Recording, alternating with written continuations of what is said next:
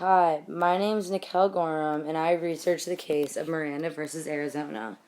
This case is about a man named Ernesto Miranda who raped an 18-year-old woman in Phoenix, Arizona, and was caught by the police after. The police interrogated him for 2 hours, and Ernesto finally admitted to the crime. He was under a lot of pressure by the police and thought he had to confess since he did not know his rights. The problem was the police never informed Ernesto of his Miranda rights, so he didn't know that he had the right to remain silent or that he had the right to a lawyer. Ernesto took this to court and said it was a violation of his Fifth Amendment.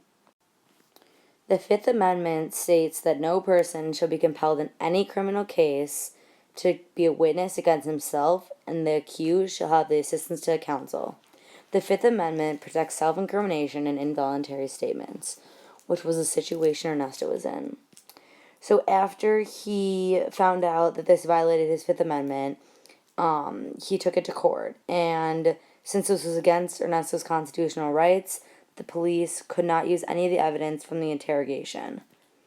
These rights are now called the Miranda rights, which state that you have the right to remain silent. Anything you say can and will be held against you in the court of law. You have the right to an attorney. If you cannot afford an attorney, one will be provided for you. Do you understand these rights I've just read to you? With these rights in mind, do you wish to speak to me?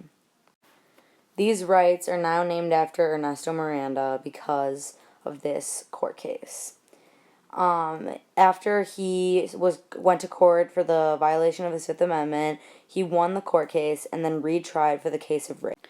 Because of the court case Ernesto had just won, proving that this was a violation of his Fifth Amendment, the police had to throw away all of the evidence that they had for over 2 hours of questioning and the papers that Ernesto signed admitting to the crime. The evidence they had was thrown out, and they had to reconvict Ernesto of a crime with different evidence.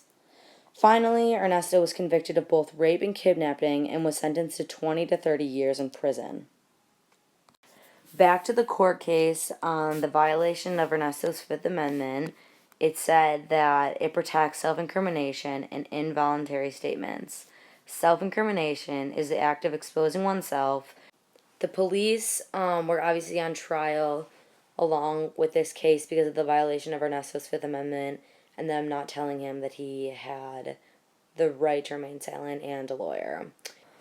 The police also said that most of the cases they deal with is when the victim admits the crime. In this case, that's what Ernesto did, just without knowing. So most of the time when someone is accused of rape or killing someone or whatever it is, they end up admitting to the crime, which is very surprising.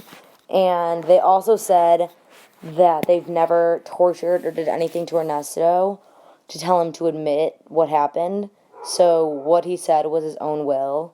Unfortunately, this didn't help their case, and Ernesto still won the court case of the violation of his Fifth Amendment, but then was sentenced to 20 to 30 years in prison because he was convicted of rape and kidnapping.